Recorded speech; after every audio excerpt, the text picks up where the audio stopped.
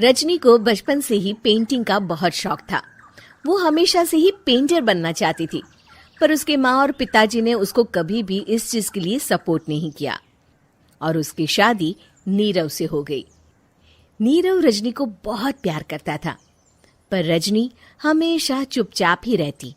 वो इस शादी से खुश नहीं थी। वो ये शादी नहीं करना चाहती थी। उसे तो हमेशा से पेंटर जो बनना था। अपने इस सपने को वो नहीं पूरा कर पाई, इसलिए वो हमेशा उदास रहती थी। रजनी, बहुत ही बढ़िया फिल्म लगी है, कल देखने चले? नहीं जी, कल मुझे बहुत काम है, मैं नहीं जा पाऊंगी। अच्छा तो कोई बात नहीं, संडे को चलते हैं। देखिए, मुझे फिल्म देखना पसंद नहीं है। आपको जाना है तो चले जाइए। नीरव को मना करके रजनी वहां से चली जाती है और अपने बैग को खोलकर उसमें बंद पड़े ब्रश और कलर्स को देखकर रोने लगती है। रजनी, चलो ना कहीं बाहर खाने चलते हैं, कुछ तुम्हारी पसंद का। जी, मुझे नहीं जाना, मेरी तबीयत ठीक नहीं है। रजनी वहां से चली जाती है। नीरव को समझ नहीं आता कि रजनी उससे इतना दूर क्यों रहती है। वो जब भी उसके साथ वक्त बिताना चाहता है, रजनी कोई ना कोई बहाना बना देती है। एक दिन घर पर कोई नहीं था। रजनी घर का सारा काम जल्दी से खत्म कर लेती है। घर पर अकेले होने के कारण वो सोचती है कि वो आज पेंटिंग करेगी। वो अपने कमरे में जाकर पेंट ब्रशेस और कलर्स निकालकर जैसे ही कलर मिक्स कर रही होती है कि दरवाजे पर बेल बज जाती है। अब कौन आ गया इस वक्त? इतनी मुश्किल से तो मुझे पेंट करने का मौका मिला है। रजनी दरवाजा खोलती है तो उसकी सास अपनी सहेलियों के साथ खड़ी होती है और सब घर के अंदर आ जाते हैं। अरे बहू, सबको शरबत बनाकर पिला दे, बाहर तो बड़ी गर्मी है। उफ। जी। रजनी पेंट ना कर पाने से उदास हो जाती है।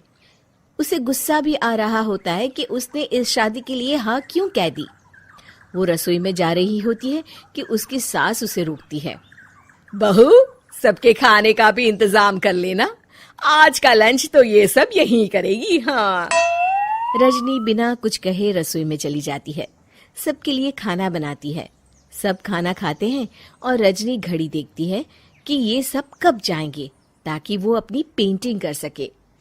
जब शाम होती है तब सब चले जाते हैं अपने घर। अरे बहू, सब तेरे खाने की तो बहुत तारीफ कर रहे थे, सबको बहुत अच्छा लगा खाना। आपको मुझे सुबह बताना चाहिए था ना कि आपकी सहेलियां आ रही हैं। पता भी है कितना वक्त लगा सारा खाना बनाने में। अरे बहू, तू ऐसे कैसे बात कर रही है मुझसे? तो और कैसे बात करूं?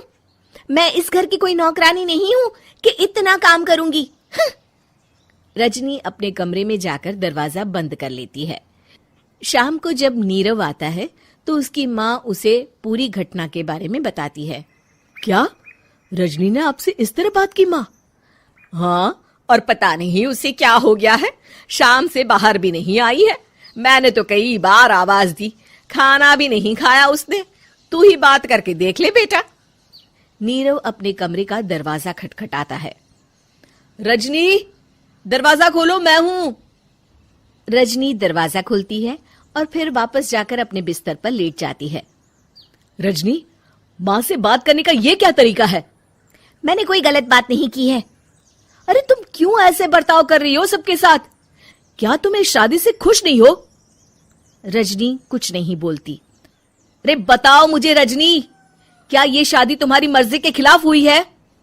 हाँ, मैं ये शादी कभी नहीं करना चाहती थी। तुमसे क्या, मैं किसी से भी शादी नहीं करना चाहती थी। रजनी रोने लगती है। चुप हो जाओ रजनी, बताओ मुझे, तुम क्यों नहीं करना चाहती थी शादी?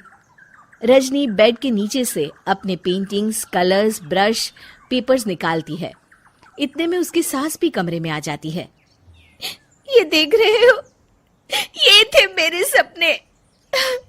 मैं पेंटर बनना चाहती थी, पर माँ पापा ने कभी सपोर्ट नहीं किया और मेरी शादी करवा दी। मेरे सारे सपने टूट गए। हर वक्त बस गुस्सा आता रहता है मुझे। मैं जानती हूँ कि आप लोगों की इसमें कोई गलती नहीं है, पर मैं क्या करूं, मुझे समझ में नहीं आता।